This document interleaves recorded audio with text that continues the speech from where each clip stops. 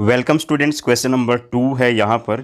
इसके दो part previous video में हो चुके हैं, तो अब तीसरा, चौथा और पांचवा पार्ट देखिए। और इनको सॉल्व करने से पहले हम इन क्वाड्रिलेटरल्स का नाम रख लेते हैं A B C D. Let यहाँ पर ए है, तो यहाँ पर मैं ए बी सी डी लिख चुका हूँ, इसमें भी और इसमें भी। यहाँ 90 डिग्री एंगल जो दिया हुआ है थर्ड पार्ट में, उसको एम मैंने लेट कर लिया है। तो अभी जो थर्ड पार्ट है, थर्ड पार्ट में यहाँ पर एक ट्रायंगल बनता है, एक्स वाई और 30 डिग्री एंगल है उसमें। तो एक्स यहाँ हम एम के इक्वल लिख सकते हैं। जो एक्स की वैल्यू होगी वो एम के इक्वल होगी। इसका रीज़न क्या है? Vertically opposite angle, vertically opposite angles.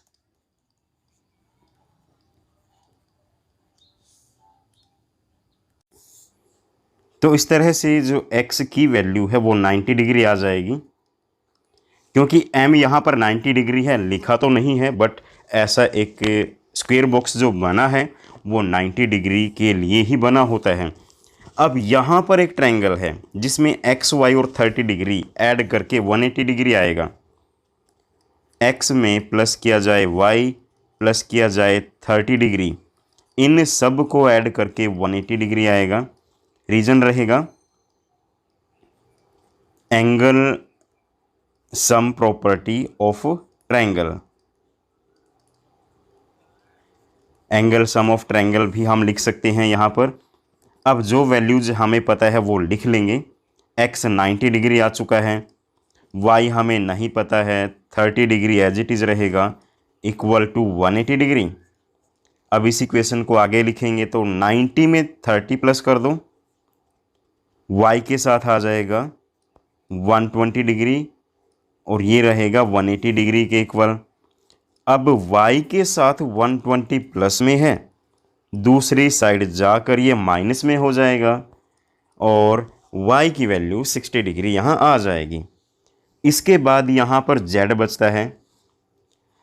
अब यहाँ पर ए बी सी डी के पैरेलल है और ट्रांसवर्सल लाइन है डी बी, यानी इस तरह से दो पैरेलल लाइंस के बीच में कोई ट्रांसवर्सल लाइन हो तो ये एंगल इसके इक्वल आएगा, अल्टरनेट एंगल होने की वजह से।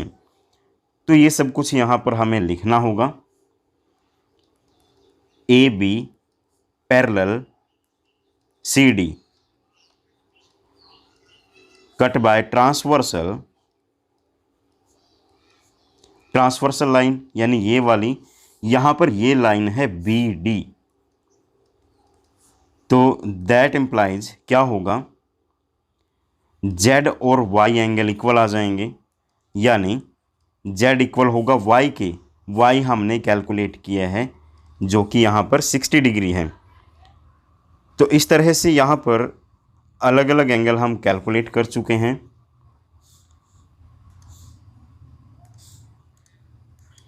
तो इसका आंसर क्या होगा,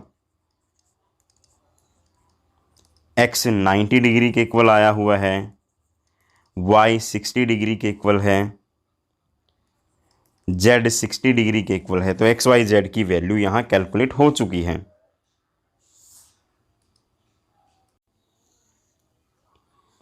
इसके बाद जो फोर्थ पार्ट है, फोर्थ पार्ट में यहाँ पर x में 80 प्लस करेंगे तो 180 आएगा, x प्लस 80 डिग्री हो जाएगा 180 डिग्री। इसका रीज़न क्या है, ये दोनों हैं एडजेसेंट एंगल्स और एडजेसेंट एंगल्स का टोटल 180 डिग्री होता है।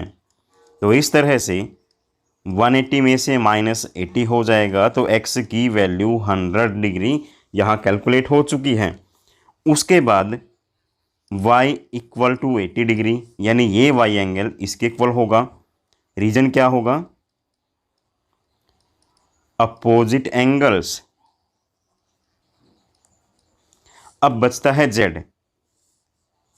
जेड क्या है, ए बी और C D transversal line B C है, ए बी सी डी के पैरेलल है, ए बी पैरेलल है डी सी के, और ये कट की गई हैं बी सी से। We can say cut by B C. तो इस तरह से यहाँ पर A T and Z corresponding angle बने जो कि इक्वल होंगे, यानी जेड इक्वल हो जाएगा 80 डिग्री के, रीजन होगा कॉरस्पॉन्डिंग एंगल।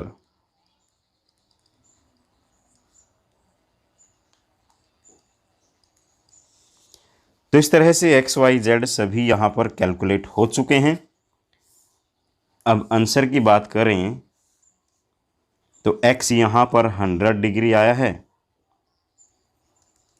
वाई 80 डिग्री आया है, और जेड ये भी 80 डिग्री आया है।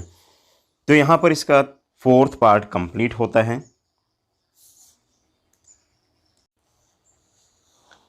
फिफ्थ पार्ट में यहाँ y और 112 अपोजिट एंगल हैं, हम फिफ्थ पार्ट कर रहे हैं, तो y इक्वल हो जाएगा 112 डिग्री। रीजन क्या रहेगा, अपोजिट एंगल्स।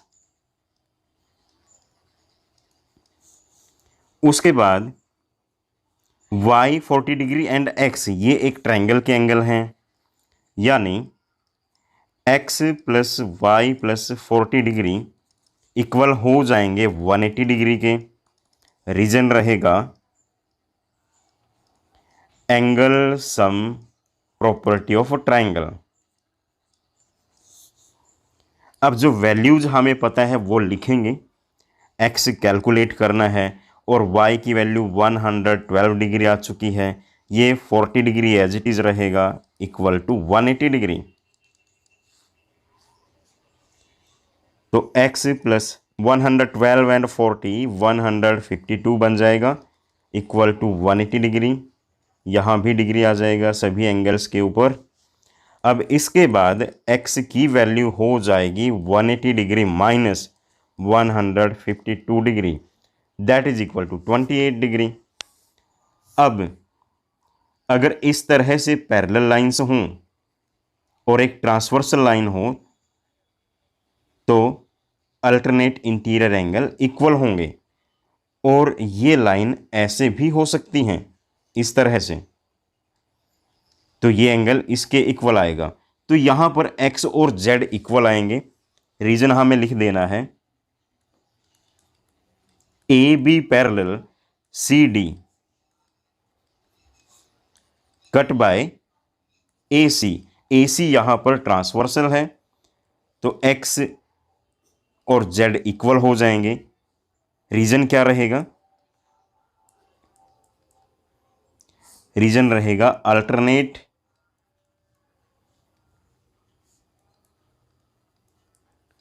Interior angle. अब x z के इक्वल है, z हमें फाइंड आउट करना है और x की वैल्यू 28 डिग्री है। इसके बाद जो जो भी वैल्यू यहाँ कैलकुलेट हुई है उन सभी को इकट्ठा लिख देना है, यानी यहाँ पर जो x एंगल है,